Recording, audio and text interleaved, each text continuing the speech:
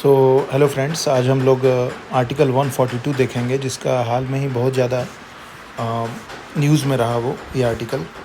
तो kind of हम लोग स्टार्ट करते हैं कि क्या है जो आर्टिकल 142 को इतना भी इम्पोर्टेंट बना रहा है।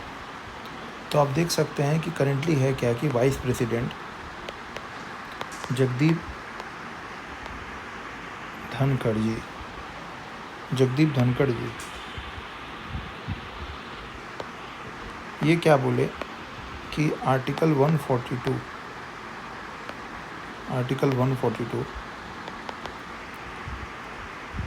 एक न्यूक्लियर मिसाइल है।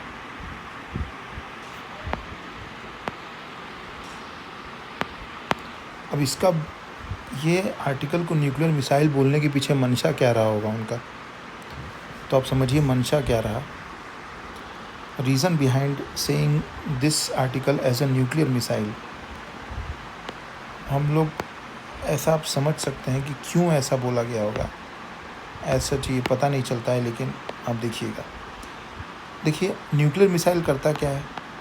न्यूक्लियर मिसाइल अगर हम बोले, अगर इसको हम यहाँ से फायर किए तो ये कहीं भी जा कर के हम जहाँ चाहेंगे वहाँ पे ये अटैक करेगा।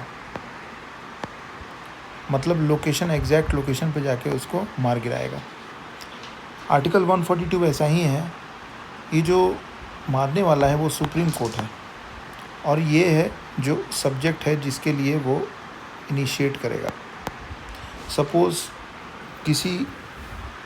किसी भी पर्सन को, हमको कहीं ना कहीं ये करना है कि किसी को जस्टिस देना है, सुओ मोटो। तो अगर हमको सुओ मोटो जस्टिस देना है खुद से, तो कहीं ना कहीं देखिए supreme court in the excise of it jurisdiction में पास सच डिक्री और make such order as is necessary for doing complete justice देने के लिए कोई मैटर पेंडिंग है उसके पीछे, तो उसके लिए वो इस आर्टिकल को यूज़ कर सकता है। Enforceable throughout the territory in such manner as may be prescribed by honourable parliament. मतलब पार्लियामेंट जैसे इस लॉ को बनाएगा, जिस तरीके से पास करेगा, उस तरीके से ये प्रोविज़न अप्लाई होगा।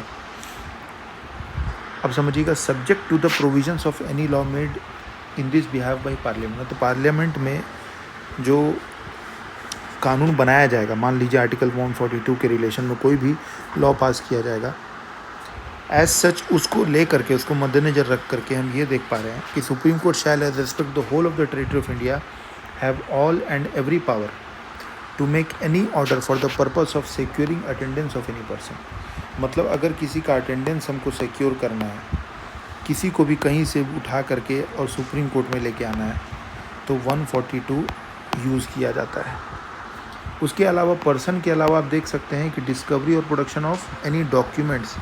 मतलब अगर हमको डॉक्यूमेंट्स चाहिए, किसी भी व्यक्ति का, किसी भी चीज़ का हमको डॉक्यूमेंट्स चाहिए, तो वो भी डॉक्यूमेंट्स भी आप आर्टिकल 142 की मदद से आप सिक्योर कर सकता है सुप्रीम कोर्ट।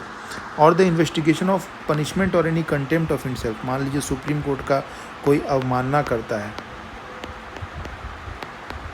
तो अवमानना के केस में भी सुप्रीम कोर्ट उसका अटेंडेंस सिक्योर कर सकता है, उसका डॉक्यूमेंट्स प्रोडक्शन करवा सकता है। और इसके चलते इस आर्टिकल का यूज़ करके कहीं ना कहीं वो एक एग्जीक्यूटिव का डोमेन में अपना पैर रखता है। मतलब वो एग्जीक्यूट करने का एक पावर रखता है। मतलब यहाँ पे हम देख सकते हैं कि हमारे यहाँ जो सेपरेशन ऑफ पावर है वो एज सच वाटर टाइट ना हो करके फ्लेक्सिबल है, क्योंकि यहाँ पे जुडिशरी एग्जीक्यूटिव, कभी यहाँ जुडिशरी जो है वो एग्जीक्यूटिव की तरह काम कर रहा है। क्योंकि वो क्या कर रहा है, वो किसी व्यक्ति को सज़ा तो दे ही रहा है, प्लस इन्वेस्टिगेशन चालू कर रहा है, पनिशमेंट और एनी कंटेम्प्ट ऑफ इटसेल्फ, और डॉक्यूमेंट का प्रोडक्शन करवा रहा है। ये सब कहीं ना कहीं एग्जीक्यूटिव के डोमेन में थोड़ा मोड़ा इन्फ्रिंजमेंट का केस बनता है। तो कहीं ना कहीं आप समझिए जगदीप धनखड़ आर्टिकल 142 को क्यों न्यूक्लियर मिसाइल बोल रहे थे, इससे हमको पता चलता है।